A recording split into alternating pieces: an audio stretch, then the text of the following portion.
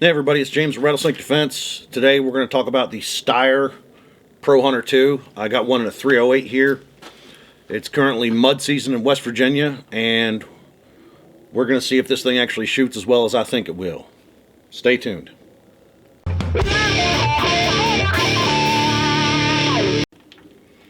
Alright, so I'm going to keep this relatively short. The main question I have is whether or not this gun shoots as well as I hope. Full disclosure, I got a soft spot for Steyr. I've sold guns for 20 years, and I feel like that Steyr and Tika are some criminally underrated brands. They tend to make good products. Now, as far as this one goes, this is a 308 synthetic stock. It has a outside twisted barrel, which looks good. It's threaded. Now, there's a couple unique features on this. One is it has a 2-position magazine. So you can put the position 1 in by barely touching it right there, and now you can throw the bolt and it won't pick a round up. Push it again, it snaps in, now it's in.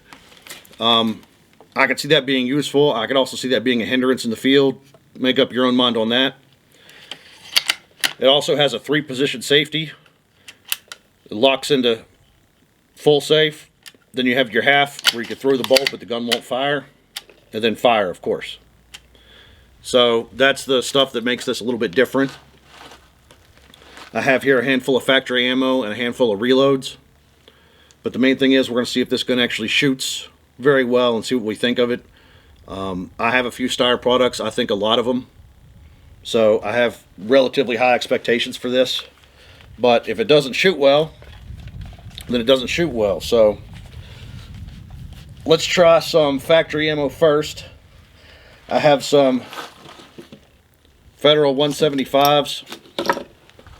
Now this gun does have, it's got a real slick bolt. It's got a pretty good trigger for what it is. It's got a, I know these plastic magazines are something of a hang up for a lot of you guys.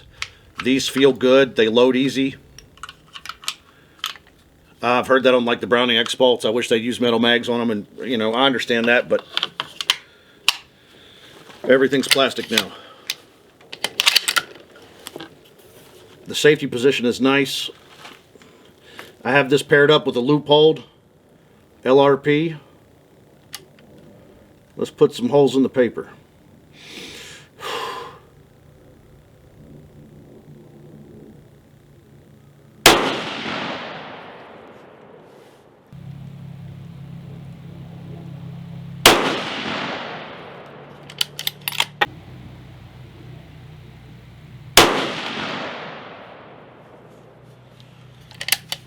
Three shots. 175 Federal gold medal Sierras. We got, I don't know, 1.5-inch group. That's mildly disappointing. Let's try some hand loads.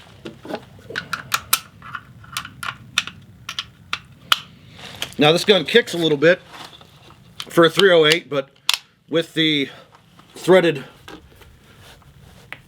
barrel, it wouldn't be a problem to put a brake on it or something if you're for a kid or somebody who's recoil sensitive for whatever the reason. It's not uncomfortable at all.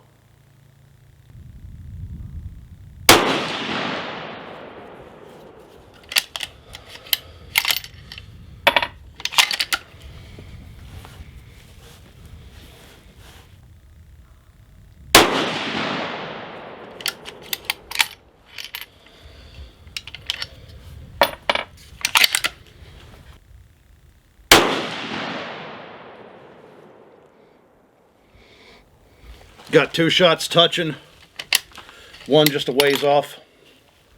I will shoot a couple more groups off camera. Of course, these are all at 100. And then we'll I'll go pull the targets and we'll see what we got. All right, before we go walking out to the target to check our groups, I'm gonna see if I can hit some of the ones that are way out. We have some targets that are 200 and some change away.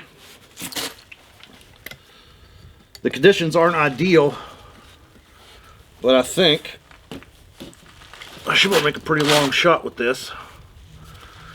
I got it zeroed in pretty good.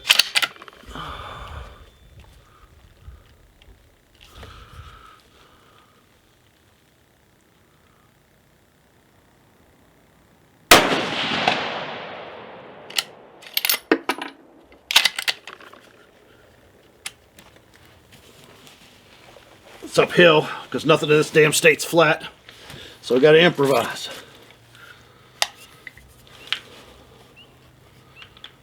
Let's see, there's one way up.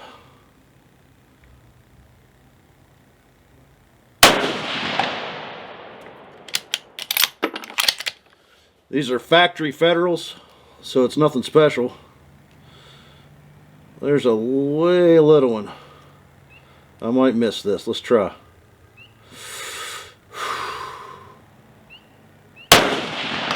Oh, nice. That was about a 4-inch swinger at 200. Now, a lot of you guys, if you don't watch my videos, I've never shot this gun before just now. So these videos are essentially just my first impressions so far. With this one, I gotta say I'm really happy with it. Also, on an unrelated note, I really love these loopholed LRP scopes. It's a shame they quit making them. So, give you a look. It's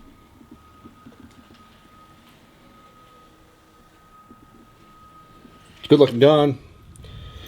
Adjustable triggers. Good finish. Our targets are out here in the muck.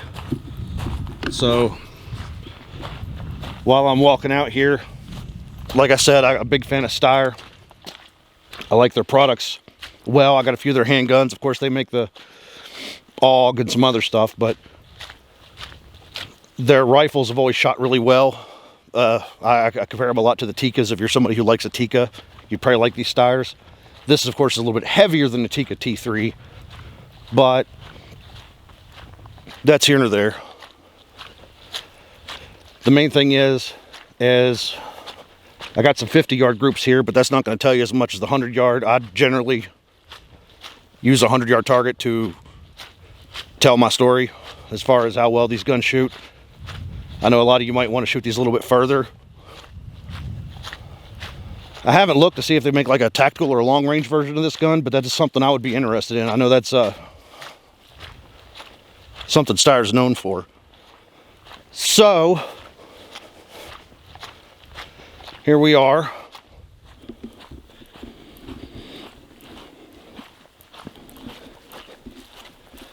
There is the first group. That is factory Federal 175s. Those are my hand lows, which are Burger 175s. I did a 5-shot group just to see what you think. And I don't even know if you could, the little targets, the little swingers I was shooting at, I don't even know if you could see them from here. Let's walk a little further out. But these guns MSRP for I think $1,000. You can probably get them cheaper now. It's a little old at this point, so I'd say like $800–900. I think for an intermediate hunting rifle, that'd make a really nice hunting rifle. So I'm happy with it. I hope you'd be happy with it. There we go. Yeah, those, what I was shooting at was way up in the sticks up there. Keep an eye on the magazine. If it's something you want to hunt with, I'd be a little bit leery of that 2-position mag, because I'd hate for get out in the field, throw your bolt, think you have a bullet in the gun, get a trophy buck in your scope sights, and then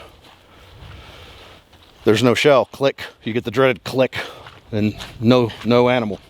So if you get one, keep an eye on that. It's actually really super easy to push in, and it gets a really positive click on the second click. So you know, just something to be aware of if you let somebody else borrow it or whatnot. So this is the Steyr Pro Hunter II. Personally, I love it. Let me guys know what you think.